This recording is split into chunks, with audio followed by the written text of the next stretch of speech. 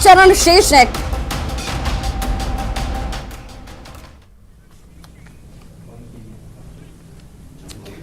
प्रधानमंत्री नरेंद्र मोदी की सरकार में मंत्री गिरिराज सिंह फिलहाल हमारे साथ हैं। गिरिराज जी अपने आक्रामक व्यक्तित्व के लिए जाने जाते हैं, आक्रामक बयानों के लिए जाने जाते हैं और बिहार विधानसभा चुनाव में धुआंधार कैंपेन में लगे हैं। गिरिराज जी, न्यूज 18 नेटवर्क पे आपका स्वागत है। चलिए, मैं भी आपका बहुत बहुत धन्यवाद कि आपने समय निकाला।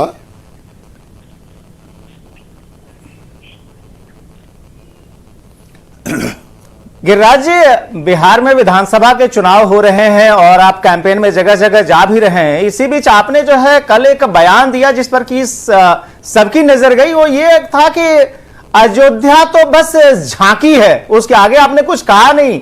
लोग इससे समझें क्या, किस तरफ इशारा कर रहे हैं आप?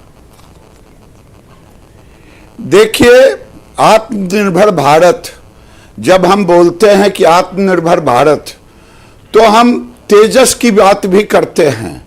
हम 100 रक्षा मंत्रालय के उन सामानों को जो इंपोर्ट करते थे उसको रोकने की भी बात करते हैं। हम भारत के अंदर 370 धारा को हटा करके एक देश एक कानून लाने की भी बात करते हैं। हम राम को आराध्य, भारत की सांस्कृतिक आराध्य के रूप में मानते हैं। इसीलिए मैं सबको जोड़ करके मैंने इन सारे चीजों को रखने का काम किया है।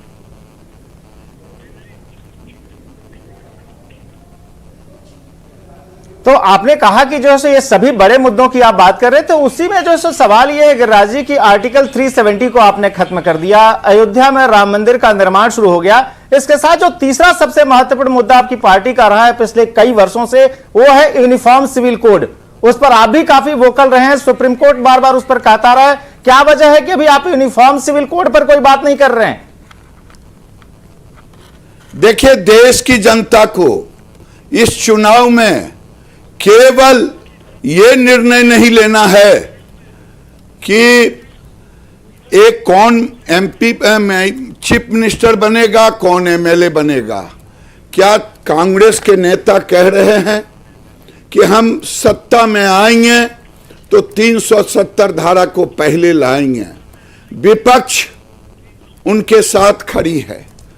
क्या भारत के लोगों को यह भी सोचना होगा कि देश में उन नियमों को, उन कानून को जो कांग्रेस की गलत नीतियों के कारण भारत एक नहीं हो सका था, चाहे दलित हो, चाहे सवर्ण हो, चाहे समाज के किसी वर्ग के लोग हों, जो गैर काश्मीरी थे, कश्मीर में रहते हुए लाखों लाख दलित, उन्हें वोट का अधिकार नहीं था, उन्हें नागरिकता नहीं थी।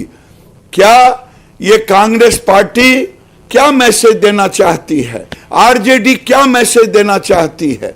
मैं यही कह रहा हूं, जब चाइना का सवाल आता, जब यही आरजेडी, जब पुलवामा अटैक हुआ था, जब भारत का सैनिक स्ट्राइक किया था सर्जिकल, तो ये लोग सबूत मांग रहे थे। आज क्या स्थिति है?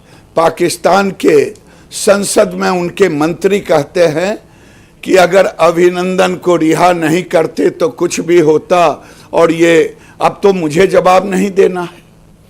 तो लेकिन विपक्ष जो पाकिस्तान की भाषा कह रहा था, राहुल गांधी जो कांग्रेस के नेता हैं, सुषमा स्वराज जी स्वर्गीय विदेश मंत्री थी, अरुणाचल के अंदर में सीमा विवाद था चाइना से।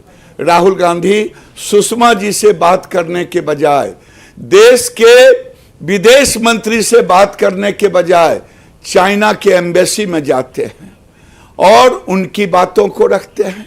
गलवान घाटी को लेकर मैं आपको रोकना चाहूंगा कि विधानसभा चुनाव तो स्थानीय मुद्दों पर लड़े जाते हैं, स्थानीय मुद्दों पर लड़े जाते हैं। बिहार के मुद्दों की जगह आप राष्ट्रीय और खासतौर पे पाकिस्तान और चाइना को क्यों लेकर आ रहे हैं? आपने तो जिन्ना को भी उछाल दिया बिहार विधानसभा चुनाव में। कांग्रेस का जो कैंडिडेट है जाले से बार बार आप उस पर जिन्ना समर्थक का आरोप लगाते हुए हमला बोल रहे हैं। आखिर क्यों पाकिस्तान और जिन्ना मैंडेटरी हो जाता है आपके लिए? मैं आपसे निवेदन करूंगा, जब विपक्ष को मैं विकास के प्लेटफॉर्म पर लाना चाहता हूं, अगर है हिम्मत आरजेडी में, कांग्रेस में, माले में कोई विकास की चर्चा करने को तैयार नहीं है, ये केवल जुमला पढ़ रहे हैं। विकास कहते किसको हैं? 2500 से ऊपर पुल पुलिये बने बिहार में, क्या उसको विकास नहीं कहते हैं? क्या इसी बिहार में गरीब के घर में रोशनी नहीं थी, किरासन तेल के लिए डीलर या ब्लॉक में धक्के खाती थी?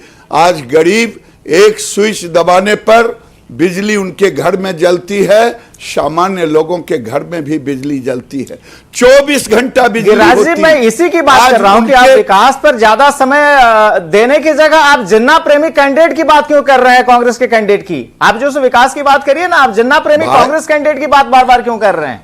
जाले के उस कैंडिडेट के बारे में अपनी हर सभा में नहीं ब्रजेश जी, जब बातें उठेगी तो सारी चीजों पर आएगी।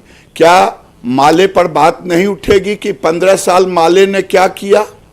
15 साल माले ने राज्य के अंदर में किसान और मजदूरों को लड़ाया।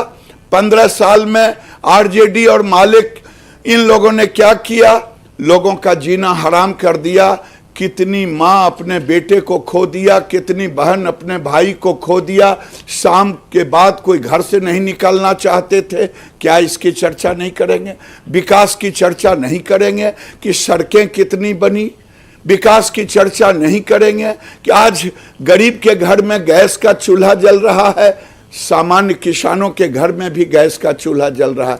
इसकी चर्चा नहीं करेंगे। यह जब चर्चा होगी तो माले के और आरजेडी के ये खूनी क्रांति की भी चर्चा होगी, और कांग्रेस ने जो जिन्ना समर्थक उम्मीदवार दिया है उसकी भी चर्चा होगी। विकास की चर्चा आरजेडी और कांग्रेस करना नहीं चाहती है। अगर है हिम्मत, ये जुमला पढ़ना बंद करे। 10 लाख को रोजगार, मैं आपसे पूछना चाहता हूं, ये 10 लाख का रोजगार अच्छी बात है? 10 लाख नहीं 20 लाख कहना चाहिए, क्योंकि बिहार जब बंटवारा हुआ 2000 में, उस समय 8 करोड़ आबादी थी, अभी 12 करोड़ 60 लाख आबादी हो गई, यानी 20 लाख प्रति वर्ष, 20 लाख से अधिक आबादी बढ़ी। ठीक है, तेजस्वी कहते हैं कि हम 10 लाख एक कलम में पहले कैबिनेट में मैं कर दूंगा। मैं जानना चाहता हूं ब्रजेश जी कि तेजस्वी जी बताएं कि जिस पिताजी और माताजी के राजनीतिक विरासत पर वो बैठे हैं, उन्होंने तो पहला डर के किया कि फोटो हटा दिया, एक सुंदर सा नवयुवक का चेहरा दिखाई दिया, लेकिन लालू जी राबड़ी जी के चेहरे हटा दिए। राजनीतिक विरासत तो उनका लिया, सामाजिक विरासत उनका लिया। क्यों हटाया? इसलिए हटाया कि 15 साल की चर्चा से वो भागना चाहते हैं। आपको क्यों याद दिलाना पड़ रहा है? आप जो है नीतीश जी की सरकार 15 साल से बिहार में है, आप खुद एक समय उनके मंत्रिमंडल का हिस्सा रहे, फिर क्यों जो है जंगल राज का भी भय दिखाना पड़ रहा है और साथ में जो है नक्सलवाद का भी भय दिखाना पड़ रहा है? और वो भी तब जबकि आपने खुद लोकसभा चुनाव में जो लेफ्ट पार्टीज के जो उभरते नेता हैं कन्हैया कुमार, उनको पटखनी दी, फिर भी डर है क्या? देखिए, डर नहीं है। नौजवान जो आज 30 साल का है, उसे बताना पड़ेगा कि इस राज्य की स्थिति नहीं क्या थी। मैं चुनौती के साथ कहता हूं कि विकास पर चर्चा नहीं। मैं आ रहा था उनके 10 लाख रोजगार पर। मेरा निवेदन है, मेरे इन प्रश्नों का आरजेडी जवाब दे तेजस्वी कि पिताजी का माताजी का पोस्टर हटा दिया, कि 15 साल का जवाब नहीं देना पड़े। दूसरी बात, अगर राजनीतिक विरासत पर बैठे हैं तो 15 साल में उनके पिताजी ने कितनी नौकरियां दी? आपने देखा 90-95 हजार। और ये 20 महीना डिप्टी सीएम के पद पे रहे, दर्जन से ऊपर विभाग रहा, दर्जन से ऊपर मंत्री रहे। मैं चुनौती के साथ पूछना चाहता हूं, जो एक दिन में 10 लाख रोजगार देना चाहता है, वो आखिर 20 महीने में कितने लोगों को रोजगार दिए, ये राज्य की जनता को बताएं। और फिर 20 महीने में कौन सा कैबिनेट नोट गिरिराज 10 लाख जी, रोजगार गिरिराज जी, के आपके लिए। स्टैंड में भी बड़ा साफ साफ अंतर दिखाई पड़ रहा है। एक समय आप जो है नीतीश कुमार पर लगातार हमला बोल रहे थे, आप उनकी सरकार से खुद क्या नहीं था। आप ये आज चाहते उसी हैं कि मैं आप जनता आप तो बड़ी कानाफूसी करते नजर आए थे। अरे ब्रजेश जी, आपकी आवाज कहीं मेरी आवाज के आगे समझ में नहीं आ रहा, आवाज आ नहीं रहा है। मैं आपसे पूछना चाहता हूं, जो मैं आवाज सुन पाया कि आपकी जुबान गिरिराज जी बदली हुई है। मेरी जुबान बदली हुई नहीं है, आपके प्रश्नों का उत्तर दे रहा हूं। हमसे ये जवाब देना होगा। अगर 10 लाख का जुमला पढ़ रहे हैं तो लोगों को बताना होगा ना कि 20 महीने में आपने कितने लोगों को रोजगार दिया, और चचा भतीजा दोनों साथ थे। ये बताइए, कैबिनेट में कितने लाख की नौकरी का कैबिनेट नोट ले गए?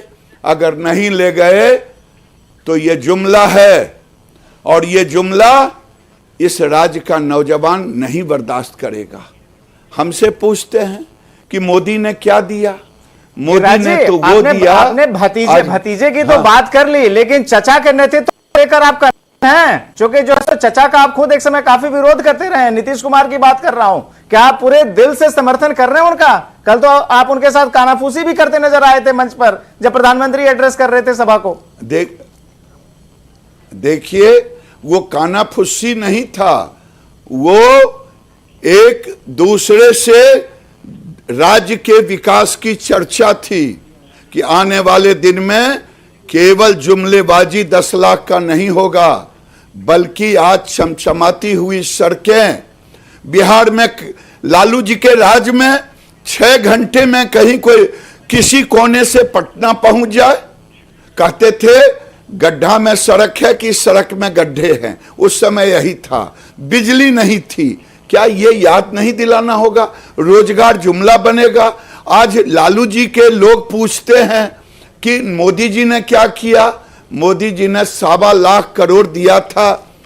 ब्रजेश जी, इस पिछले 2015 के चुनाव में आरा की धरती से कहा था 1.25 लाख का एक एक पाए हिसाब दे दिया है, और उसके अलावे 40,000 करोड़ दिया। उसके अलावे 2 रेल इंजन का कारखाना उद्घाटन भी किया, शिलान्यास पहले किया, उद्घाटन भी कर दिया 6 साल में। ये मोदी जी का विकास है। मोदी जी का विकास है, किसानों के खाते में भी पैसे जा रहे हैं तो गरीब के खाते में भी पैसे जा रहे हैं। ये मोदी जी का विकास है, और ये विकास मिलीजुली विकास, जो डबल इंजन की विकास आपने कहते मोदी हैं। जी के विकास की बात की, मोदी जी के विकास की बात की, और मोदी जी कह रहे हैं, आपने डबल इंजन की जो बात की, डबल इंजन के सरकार के आगे डबल युवराज की जोड़ी नहीं चलेगी। लेकिन उसके साथ एक ये भी है कि आप देखिए, चिराग पासवान वो लगातार नीतीश कुमार को जेल भेजने की धमकी दे रहे हैं, भ्रष्टाचार का आरोप लगा रहे हैं, और चिराग को लेकर आपका रुख बड़ा सॉफ्ट दिखता है, क्या वजह है? मेरा रुख सॉफ्ट नहीं है। आज उनको अधिकार है कि किसी को गाली दें, किसी को जेल भेजवाएं। न राधा को 9 मन घी होगा, न राधा नाचेगी, वो एक अलग बात होगी। लेकिन मैं चिराग पासवान जी से पूछना चाहता हूं, ये कैसे हनुमान हैं राम के? जो राम लालू जी के कार्यकाल, तेजस्वी के मंशा और आने वाले दिनों में इनके गतिविधि पर चर्चा करते हैं, उनके खामियों को गिनाते हैं, कांग्रेस के खामियों को हम गिनाते हैं।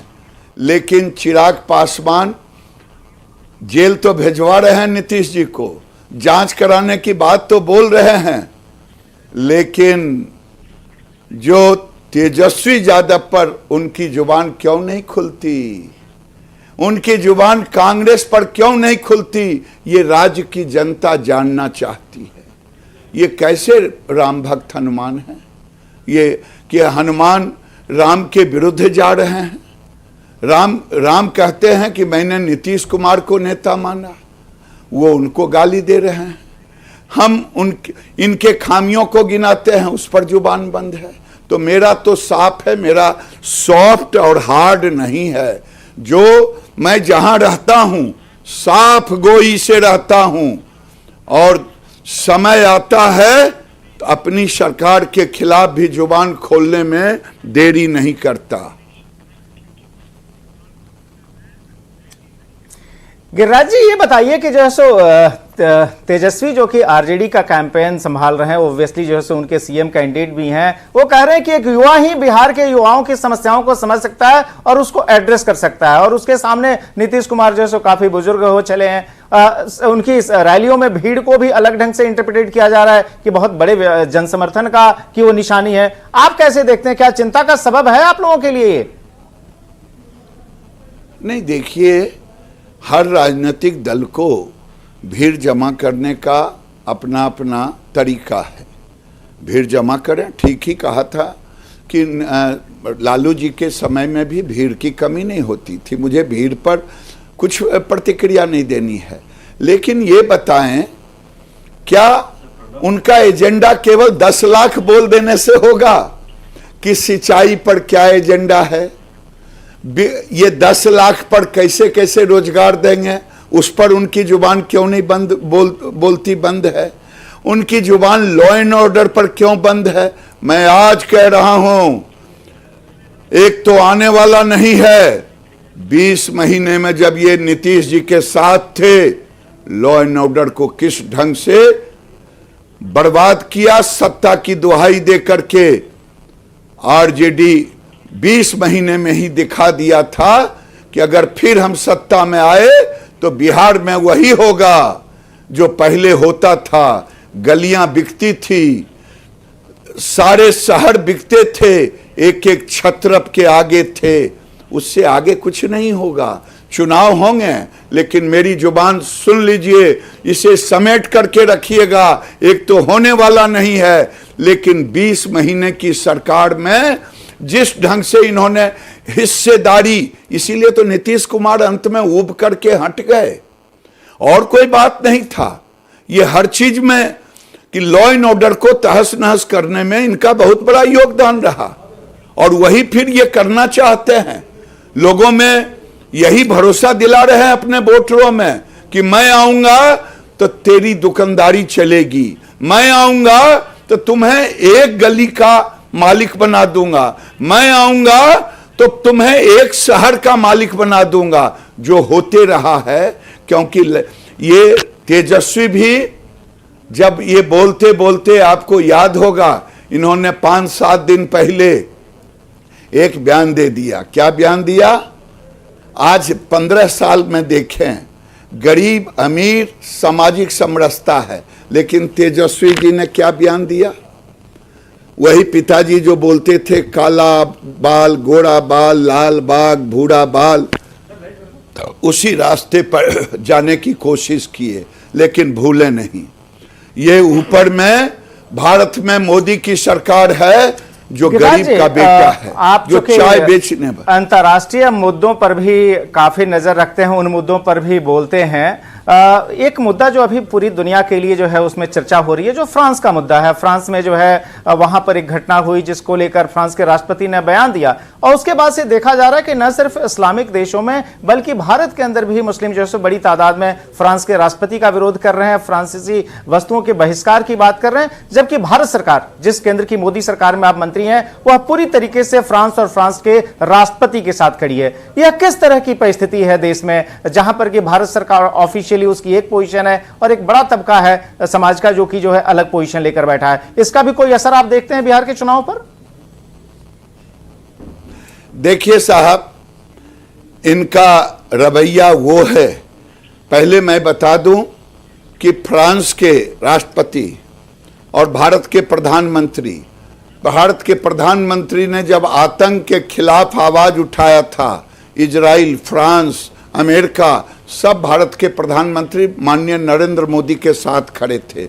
इन्होंने डंका लेकर के 2 इशू दुनिया में एक करने का काम किया। एक योग को पूरे दुनिया में आकर्षित किया और दूसरा आतंकवाद के खिलाफ एकजुट किया। अगर फ्रांस ने हमला किया आतंक के खिलाफ, हिंसा के खिलाफ, तो भारत उसके साथ खड़ा है। और भारत में जो लोग, बारिश होती है फ्रांस में, हमले हो रहे हैं फ्रांस में, रोहिंग्या में आपने देखा होगा, रोहिंग्या के मुसलमानों को, रोहिंग्या के अल्पसंख्यकों के ऊपर बर्मा में जो हुआ था, जुलूस कहां निकला था? पाकिस्तान समर्थक बनकर के मुंबई में। ये मनसा साफ है चाइना के सामने, ये पाकिस्तान से गाइड होने वाले लोग, क्योंकि पाकिस्तान इन्हें नमाज, चाइना इन्हें नमाज तक नहीं पढ़ने देता, दाढ़ी नहीं रखने देता, पब्लिकली इन्हें, वहां तो जुबान नहीं खुलती। एक भी, चाहे ओवैसी हो चाहे कोई हो, किसी की जुबान चाइना के खिलाफ नहीं खुला। फ्रांस के खिलाफ इसलिए है कि मोदी और फ्रांस, इजराइल, अमेरिका एक साथ है, इसलिए ये देश को बताना चाहते हैं और व्हाट्सएप पर भीड़ जमा करना चाहते हैं। ये वही लोग हैं जो नागरिकता कानून के विरोध करते करते देश का विरोध करने लगे। ये वही लोग हैं जो पाकिस्तान की जुबान बोलते हैं। और आप कहते हैं कि इस चुनाव में पाकिस्तान की क्या बात कर, क्या लालू जी के राज में इस बिहार में सिम्मी का ऑफिस कहां था? नित्यानंद के एक बयान को, नित्यानंद राय जी ने एक बयान दिया था, उस पर हाय तौबा लोगों ने मचाया। मैंने उसी में कहा था कि ये जो महागठबंधन है, ये आतंक का गठबंधन है, ये भय का गठबंधन है। एक तरफ जाले में जिन्ना का अनुयायी खड़ा है, दूसरे तरफ आरजेडी और माले खड़ा है, जिसके राज में शिम्मी फलता फूलता था। तो मैं तो यही कहता हूं कि ये चुनाव दो गुटों के बीच, दो गठबंधन के बीच है। एक समाज में सामाजिक समरसता 15 साल में लाया, न हिंदू मुसलमान हुआ, न बैकवर्ड फॉरवर्ड हुआ, न अमीर गरीब हुआ। एक बम फोड़ने वाला संस्कृति का पोषक है, एक नारियल फोड़ने वाले की संस्कृति है, जो सद्भाव लाना चाहता है, प्रेम लाना चाहता है। मैं यही तो कह रहा हूं। और फ्रांस आज वो जो फ्रांस ने दबाया है, किस चीज के? आतंक, हिंसा। क्या आतंक और हिंसा को के खिलाफ कांग्रेस की जुबान क्यों बंद है? कांग्रेस की जुबान क्यों बंद है चाइना के ऊपर? कांग्रेस तो उल्टे कह रही है कि मैं सत्ता में आऊंगा तो बंदूक के नोक पर 370 हटाया गया है। फारूक अब्दुल्ला की जुबान, मुफ्ती की जुबान। तो क्या 1990 में कश्मीर के ब्राह्मणों को, पंडितों को फूल माला पहना करके वहां से हटाया गया? क्या उन बेचारे किस ढंग से उनके साथ व्यवहार किया गया? आप कश्मीर तक जाएं उसके पहले एक मैं फिर से बिहार पे लौटना चाहता हूं कि बिहार में जो आरजेडी है उसका एक बहुत बड़ा जो वोटिंग ब्लॉक है, उसको माई कहते हैं, मुस्लिम और यादव। आप लोगों ने, आपकी सरकार ने, खासतौर पे जो नरेंद्र मोदी की सरकार है केंद्र में, उसने मुस्लिम महिलाओं को ध्यान में रखते हुए ट्रिपल तलाक से जुड़ा हुआ महत्वपूर्ण कानून जो है सो बनवाया। क्या लगता है कि बिहार के चुनाव में कम से कम मुस्लिम महिलाएं जो है उनके समर्थन की आप लोग उम्मीद कर सकते हैं, या पूरा का पूरा मुस्लिम समाज आपके सामने खड़ा है, जो कि हमेशा जो है आरजेडी कहती है कि यह जो ब्लॉक है वो हमारे पास ही रहेगा, और आप ही जैसे लोगों को आगे रखकर, आपका भय दिखाकर जो है वो कंसोलिडेशन भी होता है और मुस्लिम शायद आपसे भागता भी है? क्या मुस्लिम महिलाओं से कुछ सपोर्ट मिलने की उम्मीद है आप लोगों को चुनाव में? देखिए, देश के प्रधानमंत्री जो भी कदम उठाते हैं वो सद्भाव, प्रेम और समाज के लिए। हम वोट को आधार मान के नहीं करते। 3 तलाक भारत की एक खास वर्ग की महिलाओं के लिए वो अभिशाप था कि कोई फोन पर तलाक तलाक कह देते थे। क्या आपकी बेटी और हमारी बेटी होती और शादी के बाद उसे तलाक तलाक कर दिया जाता तो क्या आपको अच्छा लगता कि बुरा लगता? देश की महिला इसे बर्दाश्त नहीं कर सकती। मैंने इसीलिए 3 तलाक को हटाने का काम किया। कांग्रेस का चेहरा बेनकाब हुआ। ये वोट के खातिर घुटने टेक देते हैं भाई। अब आखिरी सवाल आपसे, आखिरी सवाल ये कि जिस बिहार में आप कैंपेन कर रहे हैं वहां पर 2010 वाला मैंडेट मिलेगा एनडीए को, या फिर जो है जिस तरह की बातें हो रही है कि मुकाबला काफी टफ है, काफी एक तरह से कह सकते हैं कि गाड़ी कहीं भी जा सकती है, क्या देखते हैं, क्वांटिफाई कर पाएंगे आप अभी का मूड देख के? देखिए, फिर आप लोग मीडिया लोग कहिएगा कि ये जिन का ईवीएम की जीत है।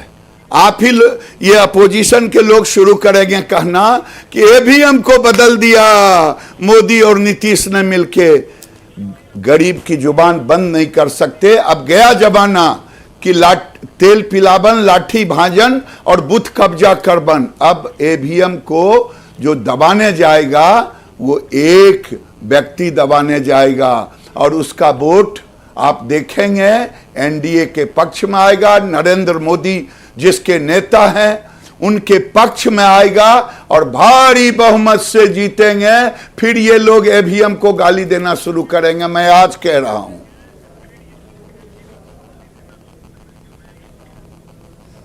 धन्यवाद गिरिराज जी, न्यूज 18 नेटवर्क से बातचीत करने के लिए, अपना बहुमूल्य समय निकालने के लिए, वो भी बिहार विधानसभा चुनाव के कैंपेन के बीच। तो ये थे केंद्रीय मंत्री गिरिराज सिंह, जो कि अपने आक्रामक बयान के लिए जाने जाते हैं। बिहार विधानसभा चुनाव में एनडीए के लिए जमकर प्रचार कर रहे हैं और जिन्हें भरोसा ये है कि एक बार फिर से बिहार में एनडीए की सरकार बनने जा रही है। Back to studio.